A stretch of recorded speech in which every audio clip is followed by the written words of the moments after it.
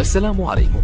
لا تنسوا الاعجاب بالفيديو والاشتراك في القناة تشجيعا لنا لنستمر بنشر المزيد إن شاء الله. تعرضت الفنانة المصرية بوسي وشقيقتها الفنانة المعتزلة نورة لصدمة جديدة بوفاة شقيقها محمد أدري الذي رحل عن عالمنا مساء اليوم.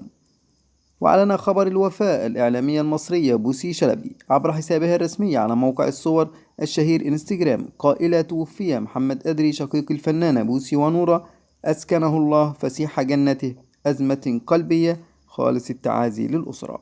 وكانت رحلة هدى الشقيقة الكبرى لكل من الفنانتين بوسي ونورة في شهر مارس الماضي، وكانت هدى بعيدة عن الأضواء بعكس شقيقتيها، وظهرت مرات محدودة في مناسبات عائلية، كان آخرها الاحتفال بعيد ميلاد ابنة شقيقتها مي نور الشريف، وبدا واضحا أنها تعاني من متاعب صحية. وآخر ظهور للفنانة بوسي كان في فبراير الماضي بالمملكة العربية السعودية أثناء أداء فريضة العمرة مع ابنتيها مي وسارة، بينما ظهرت الفنانة نورة في عزاء الفنان الراحل هيثم أحمد زكي نوفمبر الماضي. يشار إلى أن آخر أعمال الفنانة بوسي مسلسل البرنسيسة بيسا بطولة مي عز الدين، وشارك في بطولته نجم مسرح مصر محمد أنور والعديد من الممثلين الآخرين، ومن إخراج أكرم فريد، وتم طرحه في موسم رمضان الماضي.